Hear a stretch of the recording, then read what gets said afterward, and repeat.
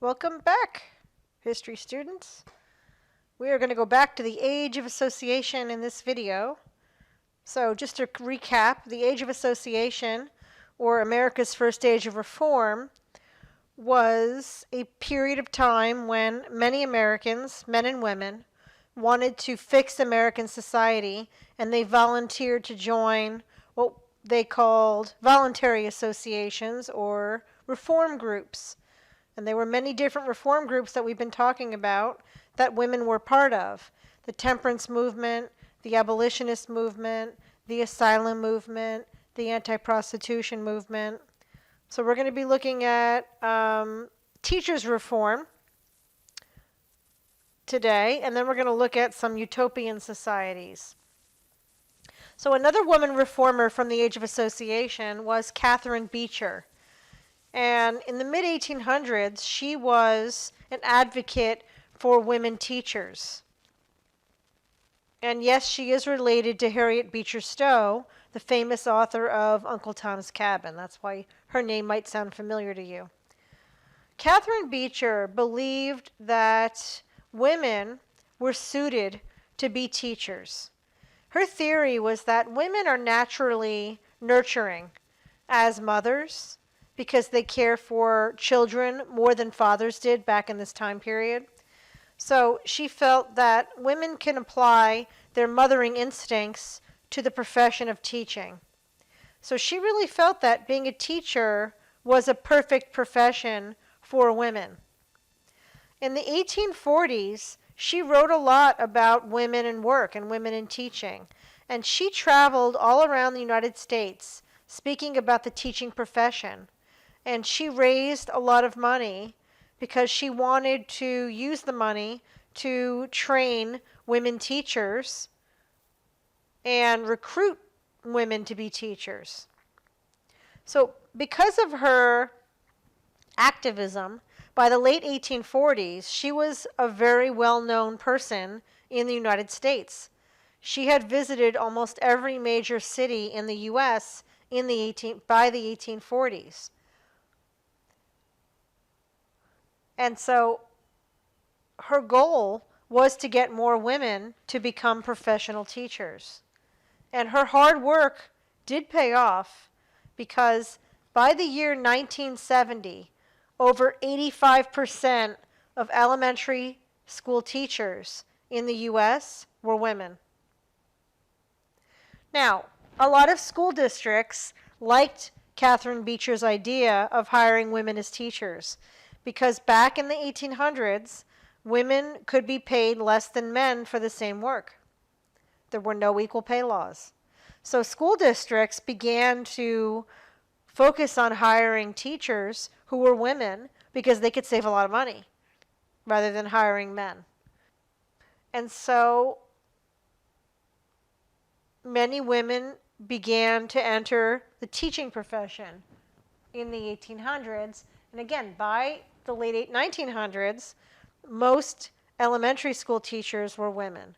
Now, I want to mention that today in 2020, that's changing. We see a lot of professions that used to attract a lot of women, now attracting men, and vice versa. I'll give you the example of two professions in our country that used to attract a lot of women and now are attracting more men. And that's the teaching profession and the nursing profession. So it's not unusual to see more and more men going into teaching and nursing today. Whereas 40, 50 years ago, we saw more women going into those professions. So things are changing now in terms of gender and certain professions. So that was Catherine Beecher's reform, was focusing on teacher reform. So all of these reforms that I've mentioned in this section attracted American women. A lot of women who became reformers were middle-class women and wealthy women because they had more free time to focus and dedicate to reform groups. Women who struggled economically often worked outside the home and therefore had less time to dedicate to reforms, although some of them did reforms also. Working and reforming was a way for women to enter the public sphere, but not overstep their place, because they could claim that they were being good Christian women. By helping society in the public sphere, they were being good Christian women and helping other people.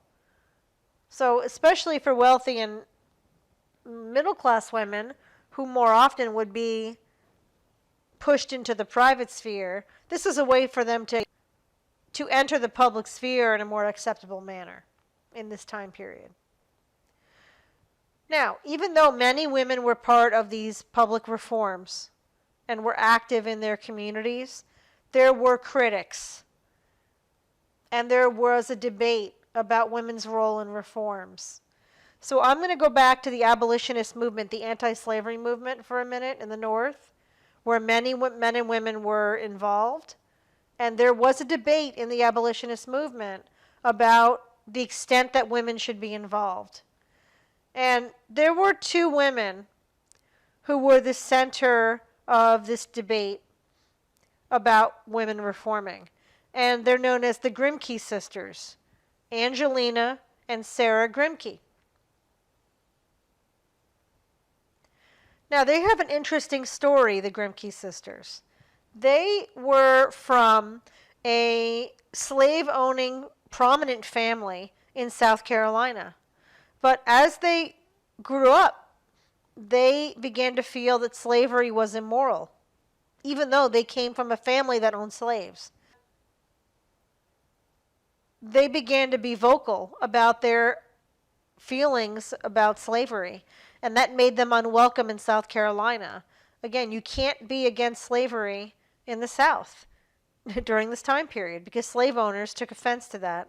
So the Grimke sisters left South Carolina in the 1830s, and they moved up north to Pennsylvania, and they joined the anti-slavery movement. And they were very involved in the anti-slavery movement. They raised money. In the 1830s, they lectured on anti-slavery to conferences around the North. And they spoke to male and female audiences, which I know sounds crazy, but back then that was very controversial, that women would speak to an audience of men. This drew criticism. In 1837, there was a clergyman from Massachusetts who was very angry that the Grimke sisters were acting like men in the reform movement.